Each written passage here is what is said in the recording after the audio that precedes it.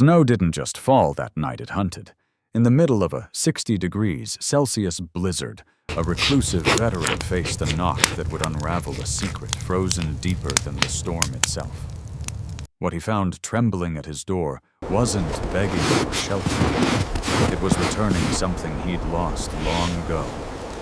Stay with this story till the end, hit like and subscribe, and tell me in the comments where you're watching from. At 60 degrees Celsius, the world was a white grave, silent except for the wind that screamed across the frozen plains like a living thing. The air bit through wood and bone alike, and the stars above shivered behind a veil of drifting ice. Far out in the wilderness of northern Montana, where even radio waves died in the cold, a small cabin stood buried to its windows in snow. Inside, a single flame fought for life in the stone fireplace, casting long shadows across walls lined with old military relics, photographs, medals, and a folded flag that never left the mantel. Silas Cade, a white veteran in his late 50s, sat alone beside that flickering fire, his breath visible in the icy air. His skin was pale from the lack of sunlight, his beard rough and gray, his eyes steel blue and weary. He had once commanded men in desert heat so fierce it melted sand into glass, but here in this endless white, he commanded only silence. The fire hissed softly as he poured another shot of whiskey into his tin cup. The drink burned his throat, but it didn't warm him. Nothing really did anymore. He had come out here to disappear, to bury the memories of faces he could no longer forget, of orders he could no longer justify. The only sound in the cabin was the crack of wood as it gave in to flame. For a long time he listened to it like an old song. Then came another sound, one that didn't belong. A faint scratching. At first Silas ignored it. The wind did strange things in a storm like this, twisting through branches, tricking even the sharpest ears. He leaned back in his chair, closing his eyes, but the sound came again. This time softer, weaker, as if something or someone was trying not to be heard. He frowned, the instinct of the soldier still buried deep inside him, sparking to life. He set the cup down, listening hard. The storm outside roared, but beneath it came that scraping once more, deliberate and uneven. His hand drifted toward the old Winchester leaning by the door. For 15 years since his discharge, he had lived without neighbors, without mail, without visitors. Nothing ever came this far north. Not people, not animals. So what was scratching at his wall in the middle of a blizzard that could freeze a bare solid? He stood slow and cautious, every board beneath his boots creaking like a whisper. His breath fogged the air as he stepped to the frost-covered window and brushed a sleeve across it. The wind screamed louder, shaking the frame, and for a moment the snow outside was just a swirling chaos of white and shadow. Then he saw it movement. A small, dark shape staggering through the drifts, barely visible in the storm's fury. Silas leaned closer. The figure stumbled, fell, and crawled forward again, leaving faint streaks of red across the snow. He blinked, certain his mind was playing tricks. But then through that endless white, he made out what it was, a German shepherd puppy, no larger than a loaf of bread, its fur clumped with blood and ice. One ear hung torn, its ribs sharp against paper-thin skin. It tried to stand again and failed, pawing weakly at the door before collapsing in a heap. For a heartbeat, Silas didn't move. His mind warred with itself, every instinct screaming to stay inside, to not get involved, to let nature take its cruel course. He'd seen enough suffering to know not every life could be saved. But the sight of that small creature trembling against death did something to him that the war never could. It cracked the shell around his heart. He grabbed his coat, yanked it on, and opened the door.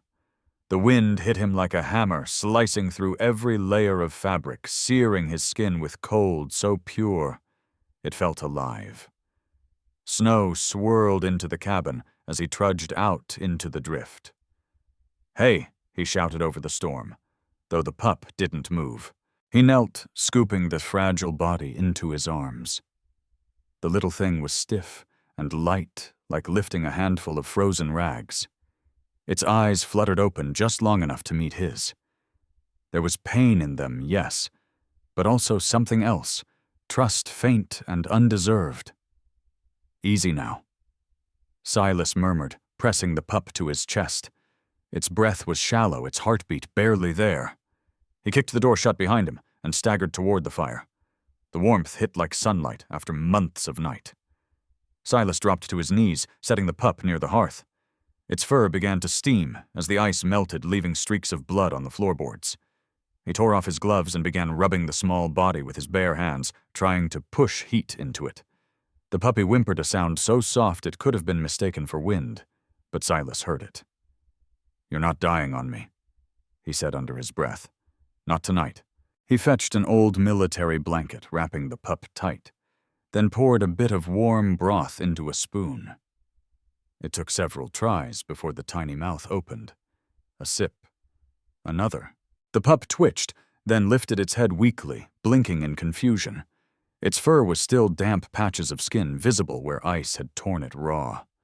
It stared at him with one half-closed eye, the other a cloudy amber that caught the light like honey through smoke. "Hey," Silas said softly, his voice rough from disuse. "You're safe, little guy." But the words hadn't finished leaving his mouth before the pup's body stiffened. With a hoarse growl that was more fear than fury, it lurched upright, teeth flashing. Silas barely had time to pull his hand back before the pup bit down its jaw, weak but desperate. Pain shot through his fingers, bright and immediate. He didn't curse, didn't pull away. He knew enough about fear to recognize it. Instead, he froze, letting the dog cling to him until its strength gave out. Within seconds, the bite loosened, and the small body sagged again, trembling from exhaustion. Blood welled from Silas's hand, but he ignored it. He wrapped his fingers in a strip of cloth torn from his sleeve, watching as the puppy's breathing steadied again. "Guess you've had worse company than me," he murmured. The pup's ear twitched as if it recognized the tone. He rose, added wood to the fire, and checked the broth pot from last night. It had thickened, cooling to a thin stew.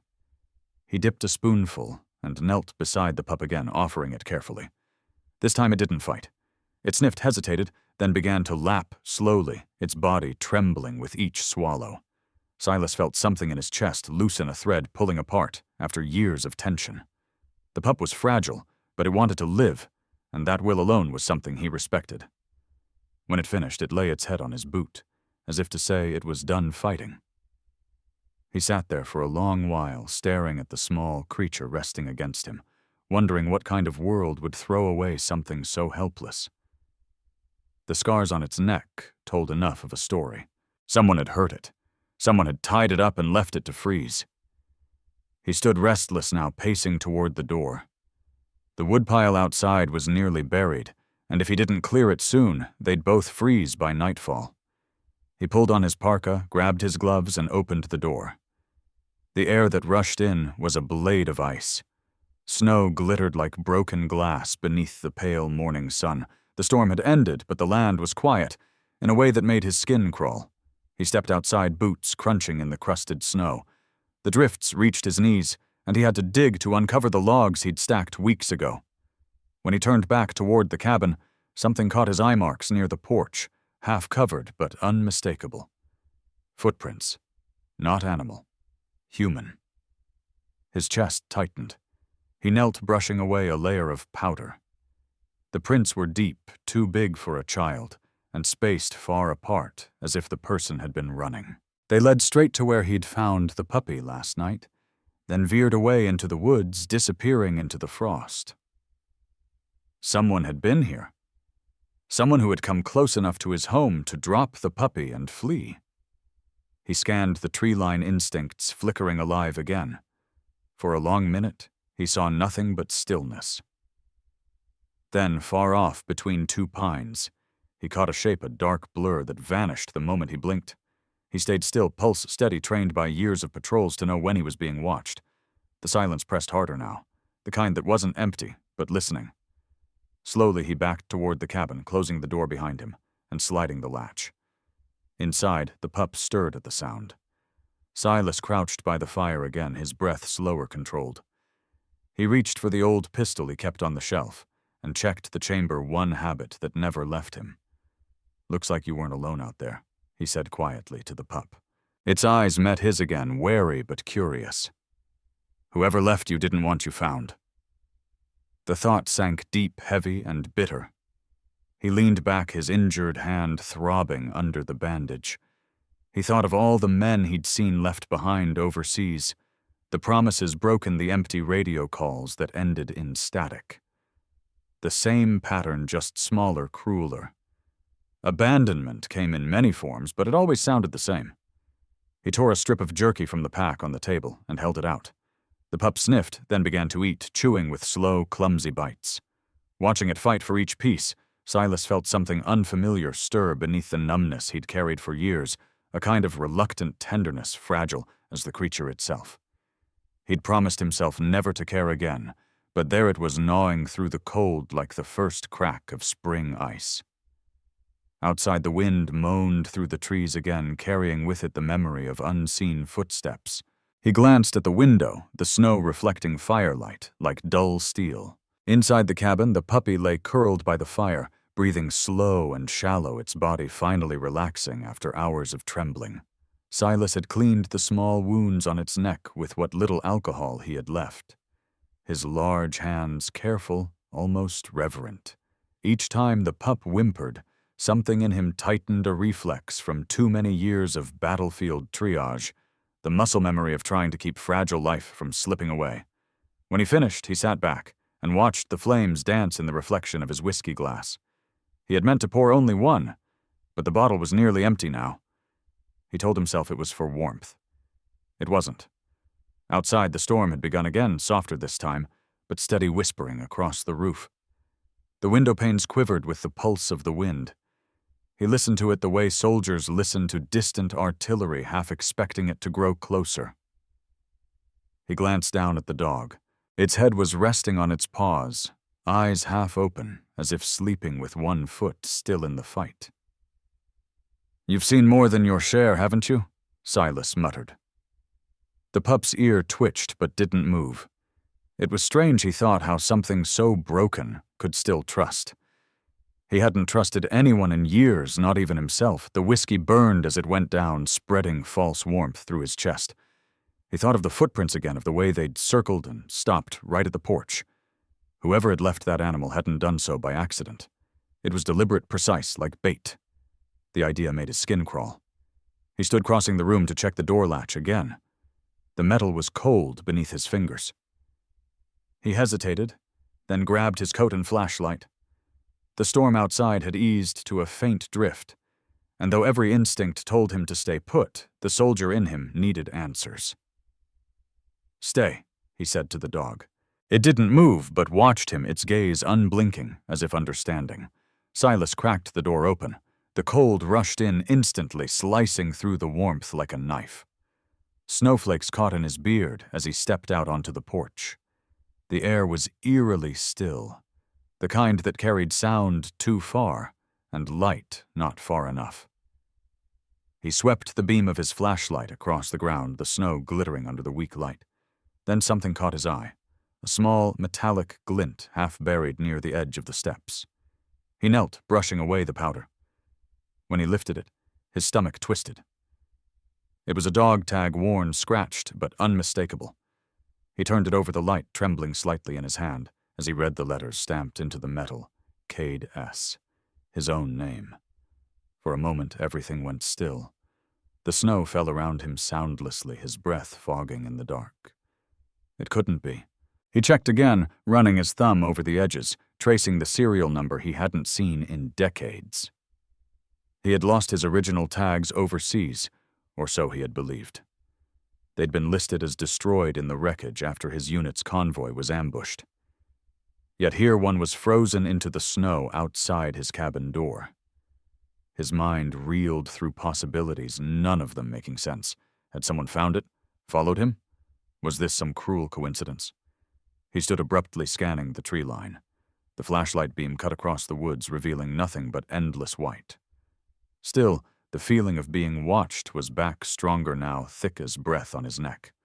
He tucked the tag into his coat pocket and went back inside, closing the door hard and locking it. The puppy lifted its head, eyes wide, sensing the shift in his energy. Silas crouched beside it, rubbing its head absent-mindedly. "You didn't bring this, did you?" he said quietly. The dog tilted its head, letting out a low, uncertain growl. That sound, the growl, froze him. It wasn't directed at him. It was directed at the door. Silas straightened slowly, his pulse quickening. He set his drink down, every nerve alive now. The dog stood shaky, but alert, fur bristling. The fire popped, sending a spark up the chimney. Then came it, the faintest sound through the storm. A knock. 3 slow, deliberate raps against the wood. Silas's hand went to the pistol holstered beneath his coat. He moved to the window, peering through the frost. Nothing but snow. The sound came again, softer this time, followed by silence so complete it pressed against his ears. He waited, breathing slow, counting in his head the way he used to during patrols. 1, 2, 3. Nothing. Slowly he unlatched the window and cracked it open an inch. The wind hissed through, bringing with it a scent he couldn't name, something sharp and metallic, almost like ozone. He shut it quickly and turned back to the dog. It hadn't moved, still facing the door, low growls vibrating in its small chest. Silas crouched beside it, running a steady hand along its back.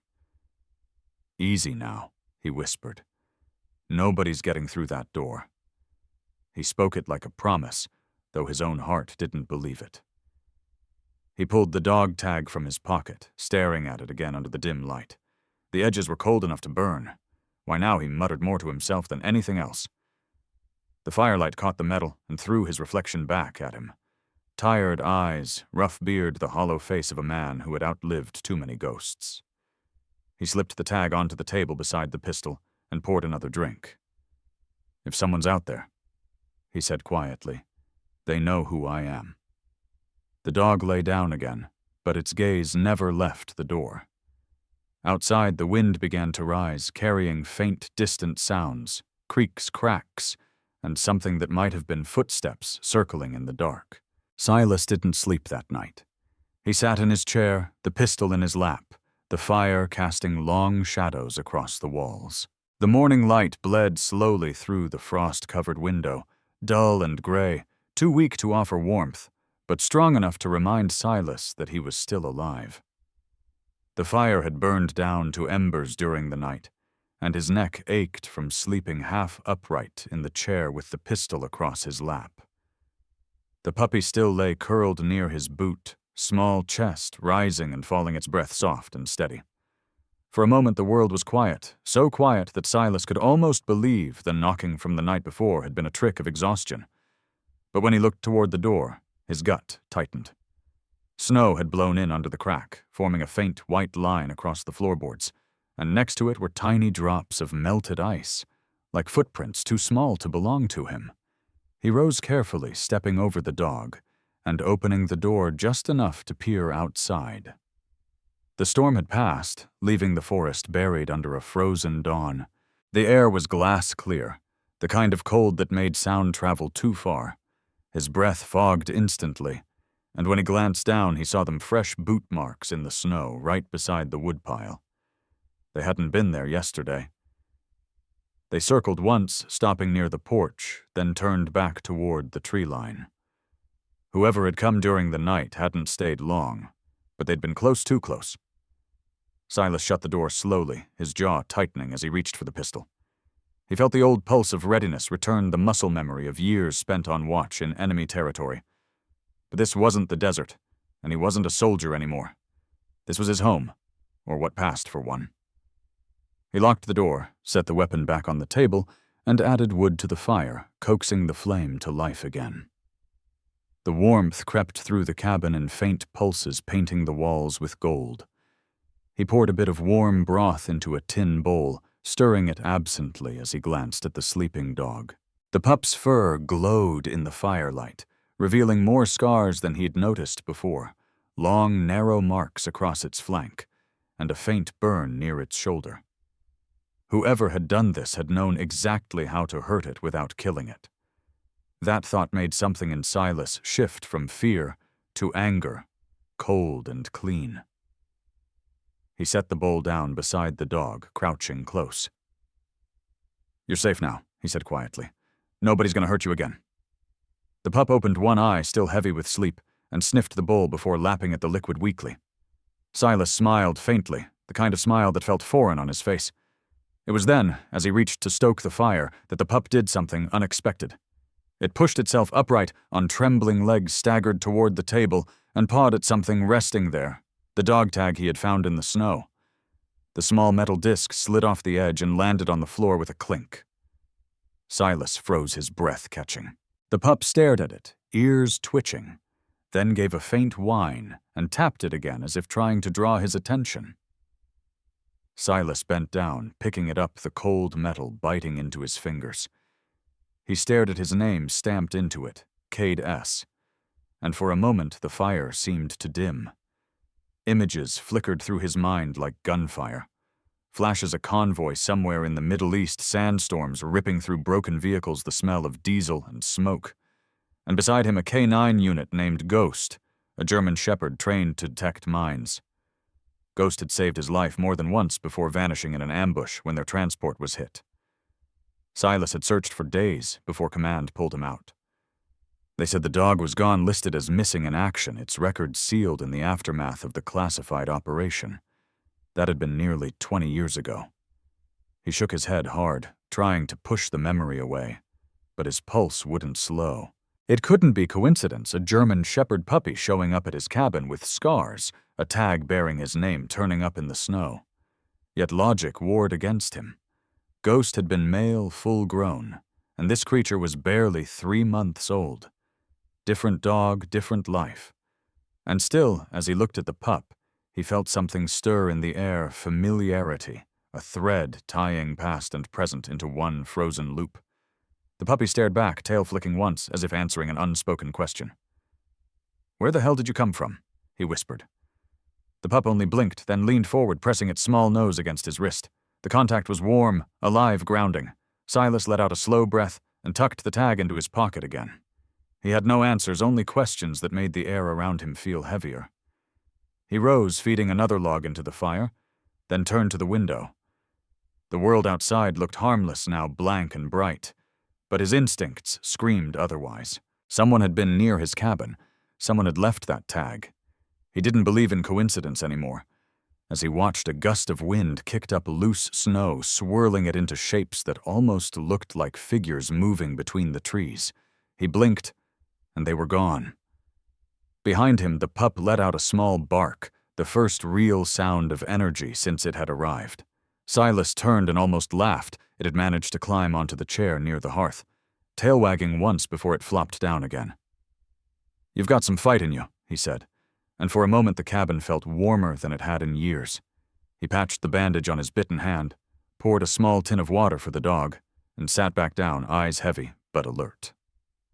He thought of calling the nearest ranger station, but there was no phone service this far north, and his radio had been dead since early winter. He was alone, and whatever game was being played here, he was its only target. As evening bled into the edges of daylight again, he decided to stay awake through the night. He cleaned his pistol, sharpened the hunting knife he kept strapped to his thigh, and laid out an old set of binoculars by the window. Outside, the forest dimmed to a deeper gray. The puppy stirred restlessly, nose twitching toward the door, and Silas thought he saw its ears flatten at some distant sound. He crossed the room, hand hovering near the gun, and paused to listen. The wind had died completely. Trauma left invisible shrapnel behind, and he knew the look of pain that didn't fade even when the wound healed. When he gently lifted the pup's paw to clean it again, it whined, pressing closer to his leg as if begging not to be left alone. Silas whispered, "Easy, you're all right," as he dabbed a rag soaked in warm water against the small cuts running along its flank. That was when he noticed something strange. Near the dog's shoulder, hidden under matted fur, was a faint mark inked not scarred. He parted the fur, carefully squinting under the lantern light. There, printed in faded blue ink, was a series of numbers and letters, K9B, 317. His breath caught. It was a military tag, the kind used for registered K-9 units. But this one was new, different from the older systems he'd known decades ago. That meant the animal wasn't a stray. It had come from somewhere official, somewhere that used dogs for purposes the public never heard about. He leaned back, staring into the fire, his heart pounding harder with every thought.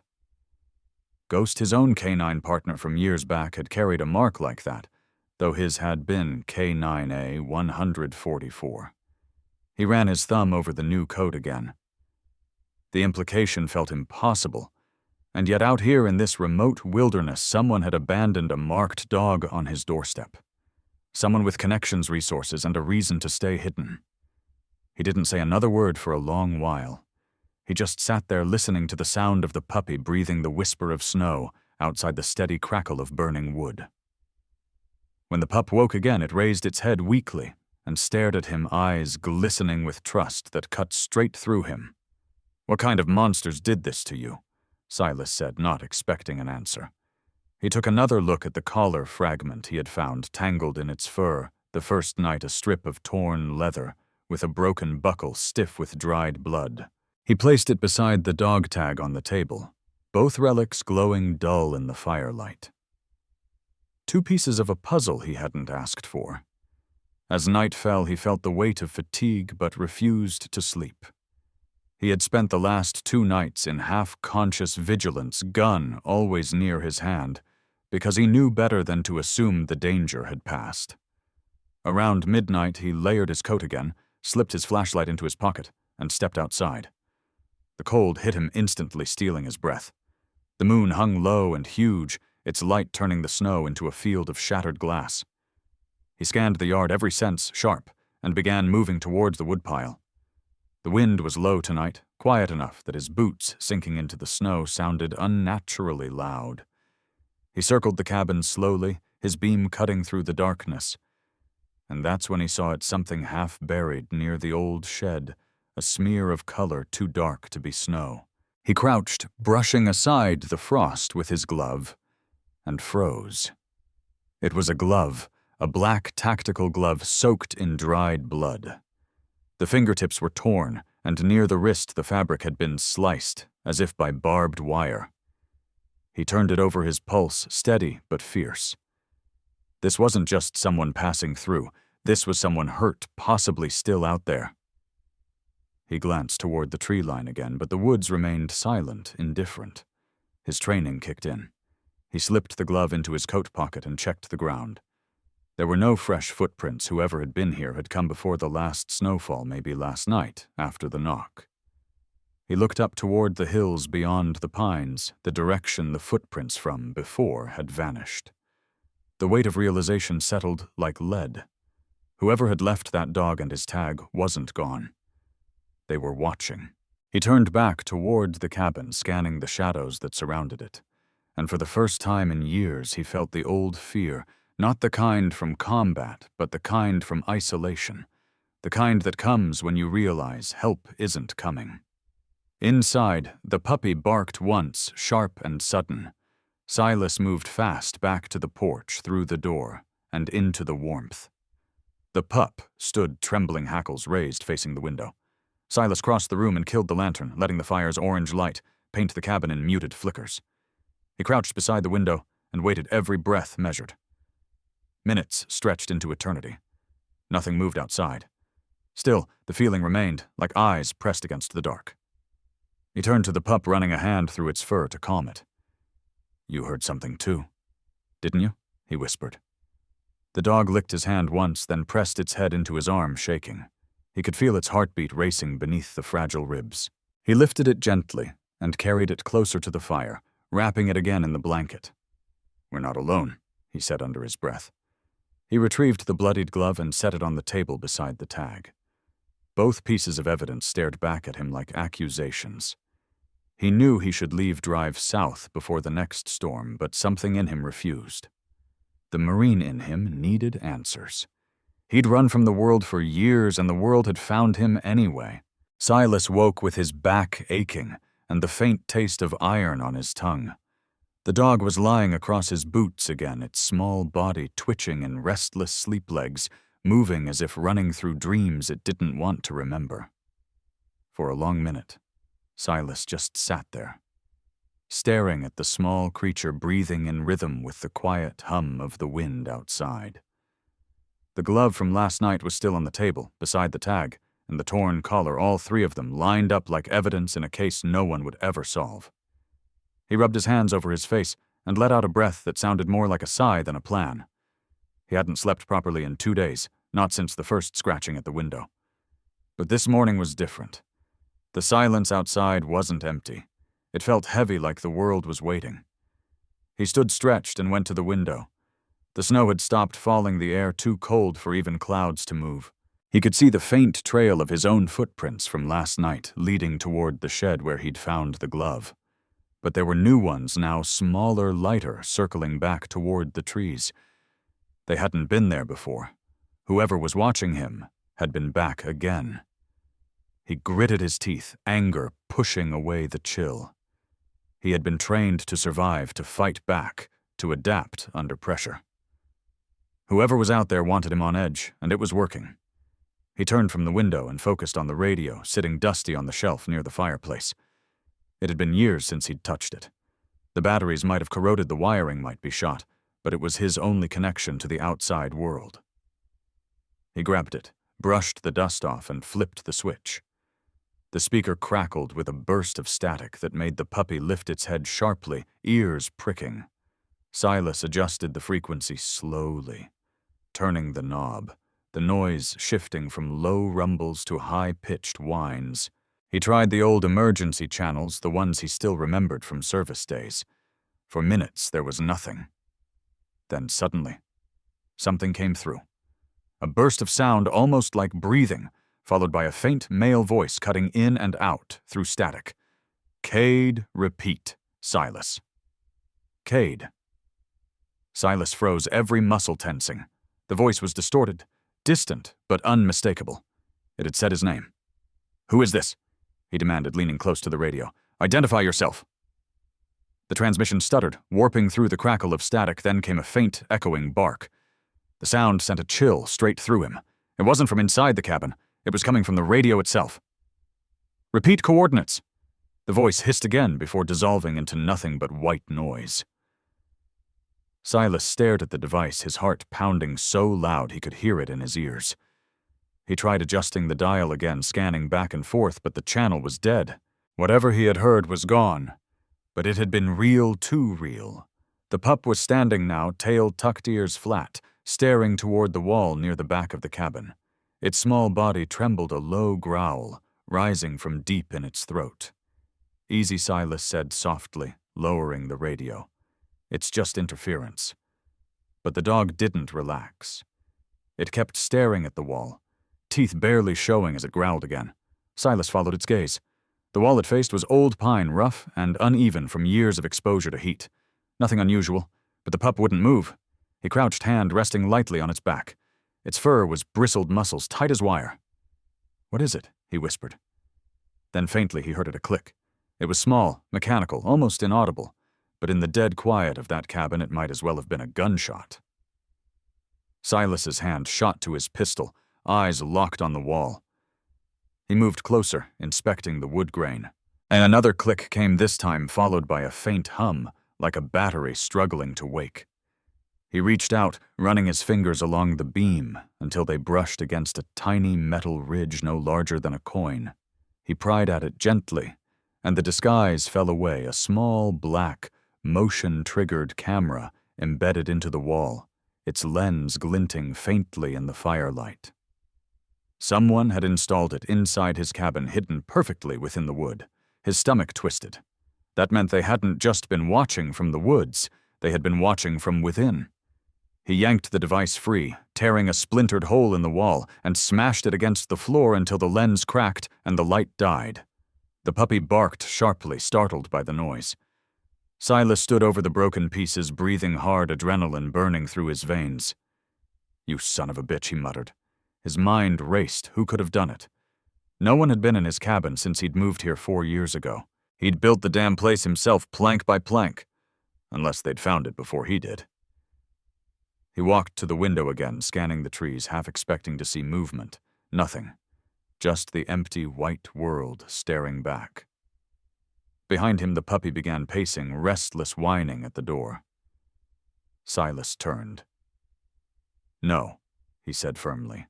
"You're staying inside."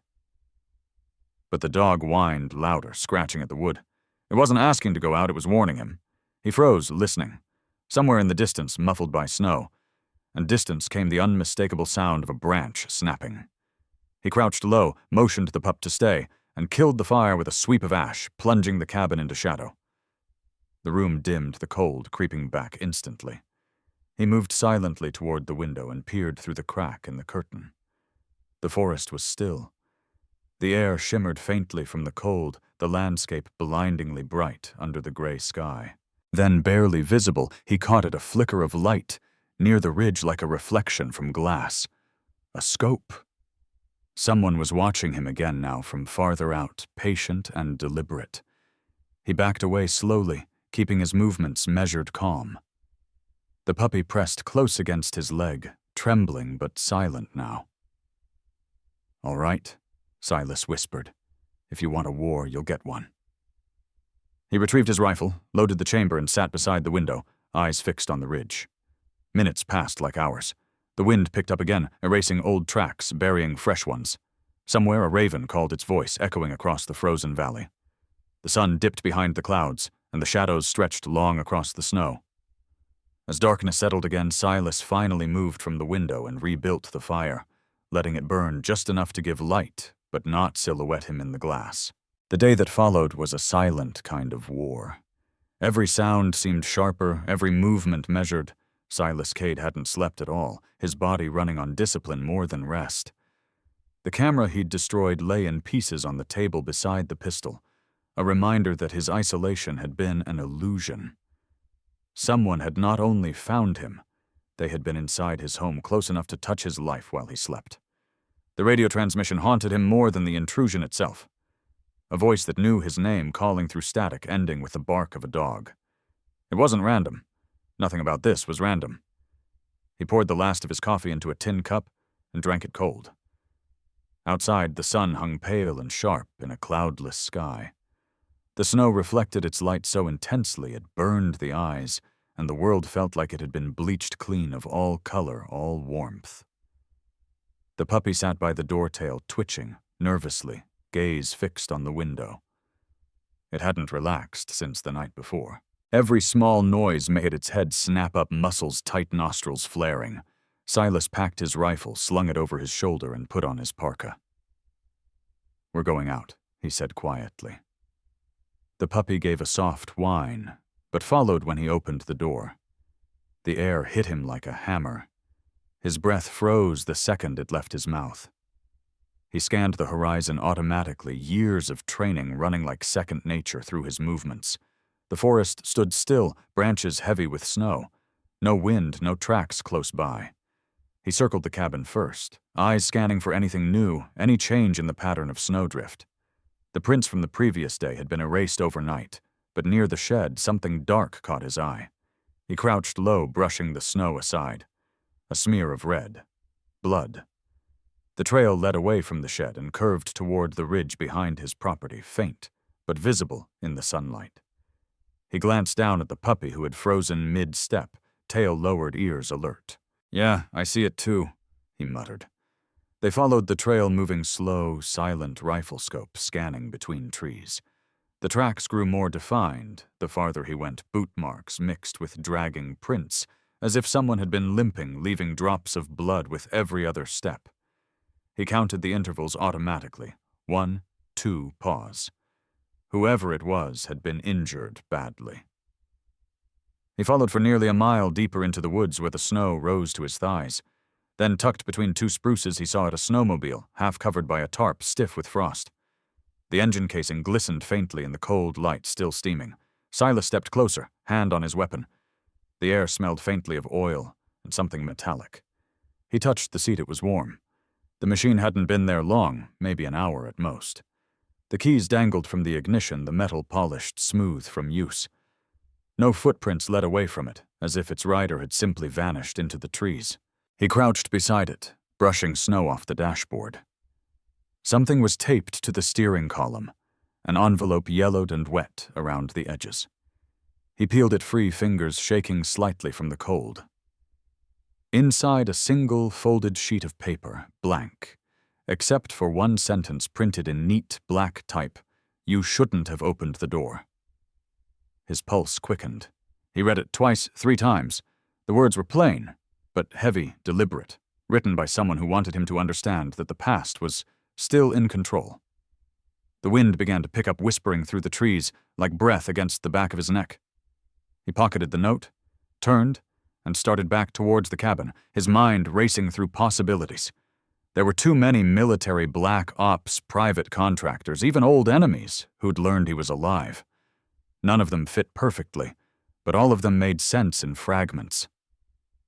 He trudged faster through the drifts, one hand never leaving his rifle. The puppy kept close behind, small paws, sinking deep into the snow-tail, tucked ears back.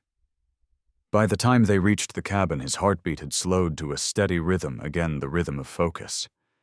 He pushed the door open and froze. The blanket near the fire was empty. The bowl he'd left out had been knocked over, broth spilled across the floor. The puppy was gone.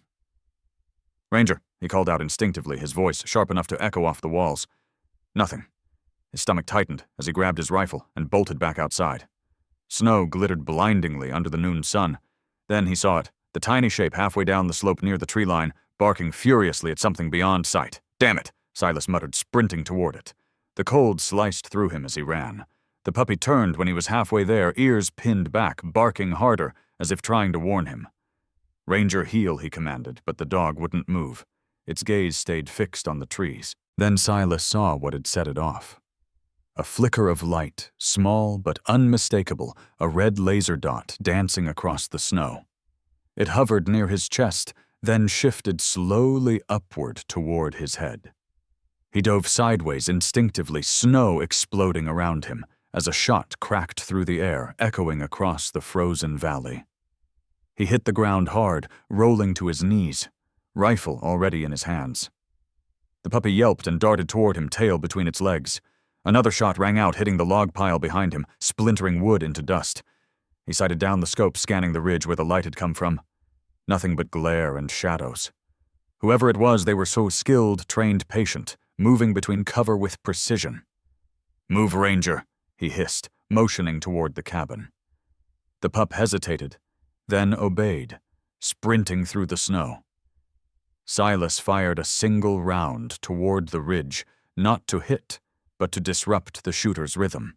The echo shattered the silence, and for a moment he thought he heard movement retreating through the trees. He stayed crouched, waiting, counting breaths, watching for any flicker of movement. The wind rose again, carrying fine flakes of snow that blurred the edges of the world. Then the forest went still. After nearly 5 minutes, he lowered the rifle and stood, breath clouding in the air. His hands shook not from fear, but fury. He had measured the angle, the distance, and the delay between muzzle flash and impact. The shooter had been no more than 300 yards out, skilled enough to hit if he wanted. That meant the shot wasn't meant to kill. It was meant to warn. The message was the same as the one taped to the snowmobile. "We see you. We decide when." He poured more wood onto the fire, letting the flames rise high, then turned his attention to the radio on the shelf. He had left it switched off since the last transmission, but now staring at the static-crusted dial, he couldn't help himself. He flipped the switch. For a moment, nothing. Then the speaker crackled with life. Static gave way to faint voices, layered and distorted fragments of words, blending together until one broke through his own. "Echo Team, this is Cade. We've got hostiles east of Sector 9. Repeat, hold fire until visual confirmation." The sound of his younger voice froze him in place. It was a recording from his last mission before retirement, the ambush that had ended with half his unit dead and his K9 partner missing. He felt his throat tighten as the recording continued, static, cutting through screams, explosions, chaos. Then silence. Then another voice, lower, colder. "Still think you can hide? Major Silas stepped back, blood draining from his face. No one had called him that rank in over 15 years. The voice was calm, measured one he almost recognized but couldn't place. He reached forward and switched the radio off, the sudden silence deafening. The puppy whimpered from near the fire, its head lifting as if sensing his unease. "Yeah," he whispered, forcing calm into his tone. "I heard it too." The storm outside intensified, shaking the window's snow, whirling against the glass in furious spirals. The fire hissed as the draft pushed smoke back down the chimney. Silas grabbed his coat, pulled it tight, and began moving methodically through the cabin again. He checked the back window, secured the latch on the rear door, and glanced once more at the table where the broken camera and the glove still lay. The blood on the glove had dried to a rusted brown. He stared at it for a long moment before pocketing it. Evidence. Proof. "Maybe a link to the voice on the radio." He turned towards the puppy. "Ranger, stay," he said quietly. The pup tilted its head, whining, but obeyed. Silas stepped to the door, unlocked it, and pushed it open just enough to scan the yard. The wind hit him instantly, flinging snow into his face. Visibility was near zero now, the air thick and gray. He could barely see 10 yards ahead, but even through the roar of the storm he could hear something, an engine faint and distant, idling. The snowmobile. Someone was back. He shut the door, turned off every light, and stood still in the dark, his ears straining for direction. The noise came closer, a mechanical growl swallowed by wind. Then silence again. He waited.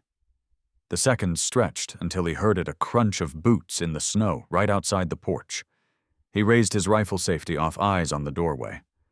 The pup began to growl, a low rumble deep in its chest. The doorknob moved once, then stopped. He took a single breath and aimed. The first impact hit the sidewall, not the door, a thud followed by splintering wood. Someone was circling. He moved to the opposite corner. Rifle steady, watching shadows flicker through the window glass. A second blow came, this one shaking the frame. He fired through the wall, once the sound exploding in the small cabin, but there was no cry, no body, only silence again. The wind screamed louder, masking any movement. Then came the breach. The door burst inward with a crash, snow exploding into the room firelight, scattering like sparks. Silas fired again, hitting wood, then metal. A figure lunged through the doorway. Heavy coat goggles, weapon raised. The muzzle flash lit the cabin in strobe bursts. Silas dove behind the table, returning fire splinters raining around him. The puppy barked wildly, darting behind the chair. A bullet tore through the lantern, plunging the room into near darkness. The only light came from the flickering fire. Silas shifted his position, crawling toward the far side, counting shots. The intruder's weapon clicked empty after 7 rounds. That was his moment. He rose, fired twice, and hit something solid. The figure stumbled backward, crashing into the doorframe with a grunt. But before Silas could advance, the pup darted forward with a sudden, furious snarl. "No," he shouted. But it was too late. The small body launched itself toward the intruder, teeth sinking into the man's sleeve. The attacker shouted, swinging his arm violently, sending the dog flying across the room. Silas's rage snapped. He fired again, hitting the man in the shoulder. The intruder dropped his gun, staggered back, and fell to one knee, clutching the wound. Silas stepped forward, rifle aimed squarely at his head. The man looked up slowly, and when their eyes met, the world stopped. Under the shattered goggles and blood, the face was one Silas knew. "Calder," he breathed. The name hung in the air like a ghost. Sergeant Elias Calder, his second in command during the ambush, reported KIA 17 years ago. But the man before him was alive, aged, scarred, and filled with the kind of hate that didn't fade. "You," Calder rasped voice, rough from cold and blood. "You left us." Silas froze, unable to speak. "You were supposed to come back," Calder spat. "We waited, Cade. We waited 3 days in that desert before the drones hit the site. They buried us alive and you—" His voice cracked with pain and fury. Silas shook his head, disbelief choking him. "That's not what happened. I went back. Command pulled me out." Calder laughed bitterly. "Command lied. They used us. Used the dogs. You think they shut the program down? No. They perfected it."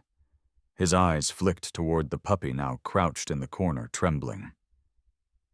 That's one of them.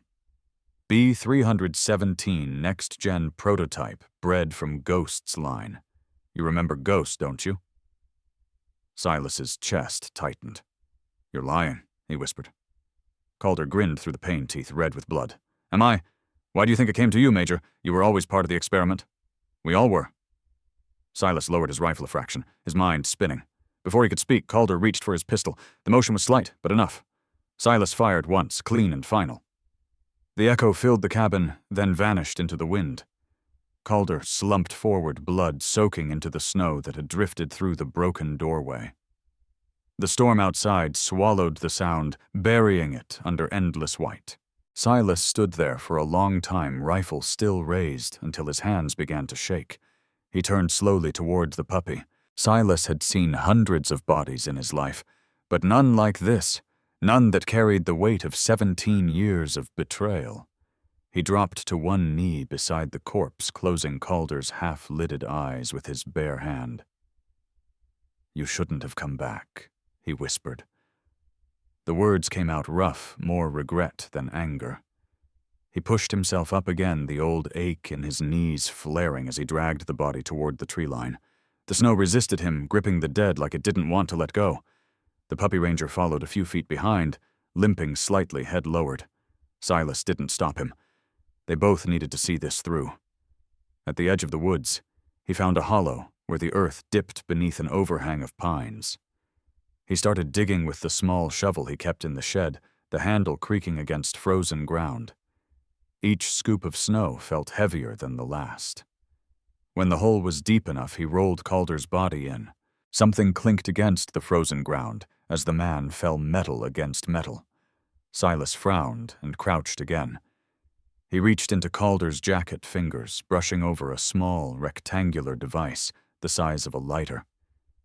Its surface scratched and faintly warm. A red light blinked steadily from one corner. He turned it over in his hand, dread creeping through his veins. It was a transmitter military issue with coordinates etched faintly along the edge, a tracking beacon. Calder hadn't come alone. They knew exactly where he was. Silas's breath came out in a visible puff. He cursed under his breath, pocketed the device, and finished covering the grave. The shovel clanged softly against the frozen ground, the sound swallowed by the empty woods. He marked the spot with a single branch before heading back to the cabin.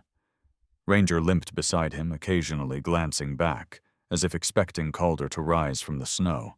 By the time they reached the door, Silas's hands were shaking not from the cold, but from the realization that his brief illusion of control was gone. He slammed the door shut, threw the bolt, and laid the rifle on the table. The transmitter's light blinked steadily through the gloom, mocking him. He placed it beside the broken camera and the dog tag, the blinking red reflecting off the polished brass like a heartbeat that wouldn't stop. You were bait, he muttered, and I took it. Ranger whined softly, ears drooping, sensing his anger. Silas rubbed the dog's head absently. Not you, kid, them. He sat heavily in the chair by the fire, staring at the beacon. He knew what it meant. In the old days, it would have taken a tracking team less than an hour to pinpoint a signal like that. Drones, ground units, surveillance, they'd all converge. He had maybe 45 minutes before something showed up in the sky. He picked up the device and turned it over again, inspecting the circuitry. The make was modern post-retirement, tied to a program he'd only heard whispers about. He pried the battery loose, but even as he did, the blinking didn't stop. It was self-powered, reinforced, designed for one thing only, to keep transmitting until the job was done. Fine, he said through clenched teeth. He stood, walked to the stove, and dropped it inside the fire. It hissed and sparked violently, the light flickering before dying out. He leaned back, breath heavy, watching the flames twist around it. For a few minutes, there was only the crackle of burning metal.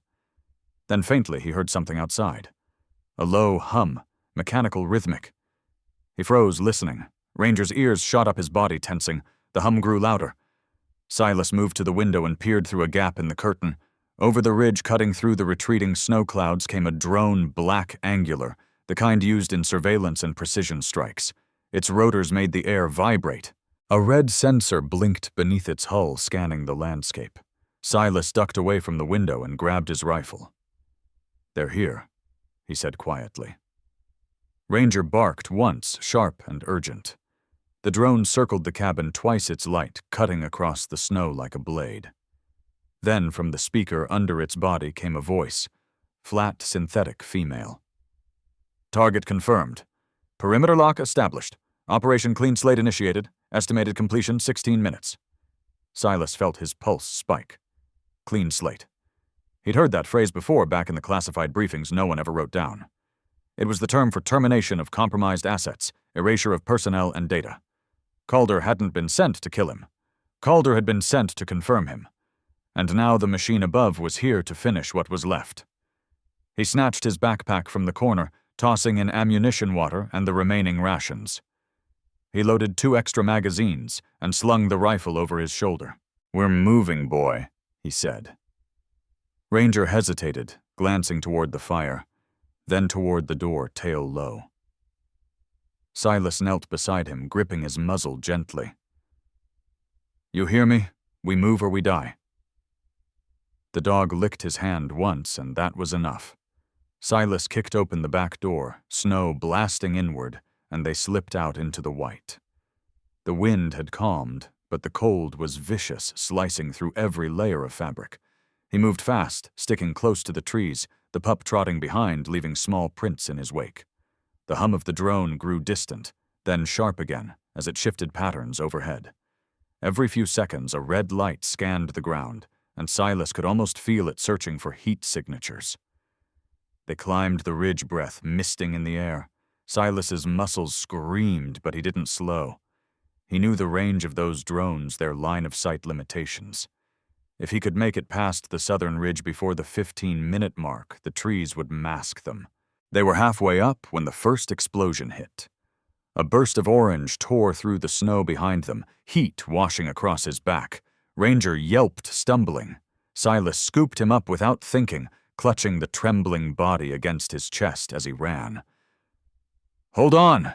he shouted, voice lost to the storm. Another explosion thundered farther away, and then another. The drone was strafing the entire area, erasing the cabin, the grave, everything. The wind carried the sound of collapsing wood, followed by the dull whoosh of fire, consuming what little life he'd built. He didn't look back. He ran until his legs nearly gave out, until the ridge finally dipped into shadow, until the drone's hum faded into the distance. He collapsed behind a fallen pine, gasping, the cold burning his lungs. Ranger whimpered weakly in his arms, blood staining the fur on his side. "You're okay," Silas panted, pulling a rag from his pocket and pressing it against the wound. The dog shivered, but the bleeding slowed. Silas leaned against the tree, eyes closing for a moment. The snow fell again, soft and slow, muffling the sounds of death behind them. He opened his eyes and stared into the white horizon. The world was clean again, wiped bare. His cabin was gone. Calder was gone, and soon if they didn't move, they would be too. The world at dawn was a pale wound, bleeding light across the snow. Silas had walked through the night, the rifle hanging heavy across his back, the cold gnawing at every joint. His breath came in ragged clouds, and the weight of the pack cut into his shoulders like wire. The puppy bundled inside his coat stirred weakly, every so often its heart beating faintly against his chest. Each step was an act of defiance, against exhaustion, against pain, against the past that hunted him through the white. Behind them, smoke still rose faintly from where the cabin had been, a black scar on the horizon. He didn't look back. He couldn't. Ahead, the forest thinned, and through the drifting mist he saw the outline of a structure, an old ranger outpost half buried by years of storms. The flagpole out front was snapped, and the windows were frosted opaque, but the sight of it filled him with a fragile hope. Shelter.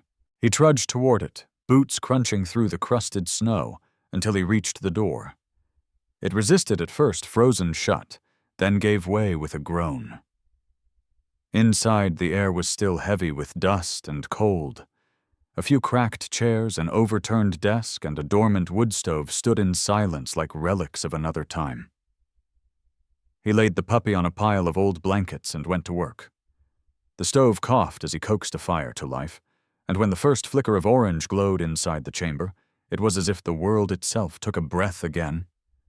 He found a first aid kit in a drawer, long expired, but still serviceable, and cleaned Ranger's wound properly this time. The pup winced, but didn't fight him, those amber eyes watching with that same unbreakable trust. "You're tougher than most Marines I knew," Silas said softly. The words made him smile despite everything. He found canned food stale but edible and fed the dog before eating a few bites himself. When the warmth finally returned to his fingers, he began exploring the rest of the outpost. In the back room stood a generator, dead but intact, and an old communications terminal covered in frost. He brushed the ice away, searching the drawers until he found a cracked power cell. When he connected it, the screen blinked to life with a faint blue glow. Lines of data scrolled across system logs, archival files, and one classified directory labeled Shepard Protocol. His pulse quickened. He typed the access command he still remembered from years ago, and the file opened. The first line froze his blood. Project Shepard. Human Cognitive Reduction Initiative. Phase 3, Tactical Companion Reproduction. He scrolled further, eyes narrowing as he read. The project wasn't just about breeding smarter dogs. It was about replacing soldiers altogether, developing autonomous canine units that combined human decision-making algorithms with canine adaptability. They had taken DNA samples from handlers and their dogs, merging them to create something more obedient than man, more durable than machine. Ghost's name appeared on the list of Foundation sires. Beneath it, a handler's genetic ID number, his own. Ranger wasn't just Ghost's descendant. He was Silas's too, in part built from the fragments of both the perfect loyalty of a dog fused with the fractured conscience of a man who had followed every order without question. Silas leaned back, staring at the screen until his reflection blurred in the frost. For a long while he said nothing. The storm outside pressed against the glass, and the wind moaned through the cracks like a lament. He looked over at Ranger, asleep by the fire, his chest rising steadily. "They made you to obey," he said quietly, "and they made me to give orders. I guess neither of us turned out the way they wanted." He saved the file to an old data drive, slipped it into his pocket, and turned off the terminal. Whatever came next, the truth couldn't stay buried. He was too tired to fight, but he couldn't die without giving meaning to what they'd endured. The silence was shattered by a distant hum. He froze. It was faint at first, then louder, the mechanical drone of rotors cutting through the wind. They'd found him. He moved fast, dousing the fire and pulling on his coat. Ranger woke instantly, ears flat, body tense. "It's okay," Silas whispered, though he knew it wasn't. He grabbed the rifle, and the data drive slung the pack over his shoulder and opened the door. The wind hit him hard, carrying snow that stung like sand. Overhead, through the swirling white, the drone descended sleeker than the last one, its sensor light scanning in wide arcs. He could feel the air vibrating with its power. The speaker crackled again, that same cold, synthetic voice, target confirmed. Elimination protocol active.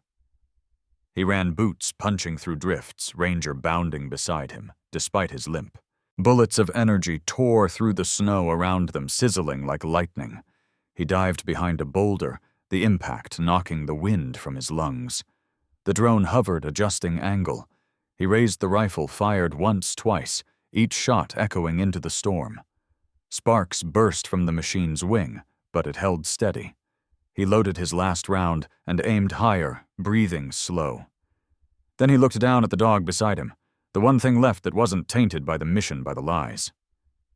"When I say go, you run south," he said firmly. "You don't stop. You find people. You show them this." He pulled the chain with his tag, and the drive from his neck, tying it gently around Ranger's collar. The dog whimpered, pawing at his arm. "Hey," Silas said softly, resting his forehead against the pup's. "You're not a weapon. You're proof we can choose who we are." The drone's searchlight found them, again the beam slicing through the snow. Silas pushed Ranger away and stood tall. He stepped out from cover, the storm tearing at his coat rifle raised. "You want to erase me?" he shouted into the wind.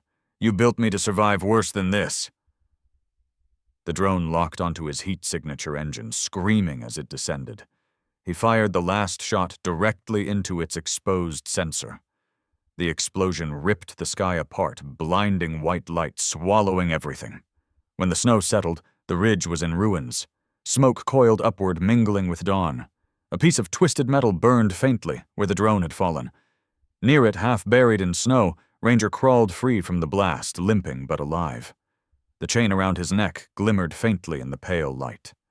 He whined once, pacing toward the wreckage, then turned back toward the valley. Somewhere far below, the sound of human voices carried faintly through the wind, rescue workers drawn by the fire. The pup started toward them, pausing only once to glance back at the ridge where Silas had stood. The snow had already begun to cover his footprints. By the time Ranger reached the rescuers, the chain had slipped loose and the tag hung from his mouth, the engraved name S. Cade, catching the morning light. The rescuers lifted him into their arms, marveling that something so small had survived such a storm. Months later, the story spread: a mysterious puppy found in the mountains wearing the identification of a soldier long declared dead. No one knew where it came from or why the coordinates encoded in the tag led investigators to a classified archive detailing an illegal experiment. But some stories don't need full truth to matter. They just need to remind people what it costs to stay human. In the years that followed, the name Silas Cade became a quiet symbol whispered among soldiers who had seen too much proof that conscience could outlive command. And somewhere in the northern forests, long after the news had faded, a grown German shepherd with amber eyes still returned each winter to the place where the snow met the ridge, sitting for hours, as if guarding an invisible grave. The world had moved on, but the lesson remained carved into that silent white expanse they had built him to obey. But in the end, he taught their creation mercy. The end. If this story moved, you make sure to like, subscribe, and share it so more people can hear Silas and Ranger's journey. What did you think about the ending? Did it surprise you or break your heart? Tell us where you're watching from in the comments. I'd love to see how far this story travels.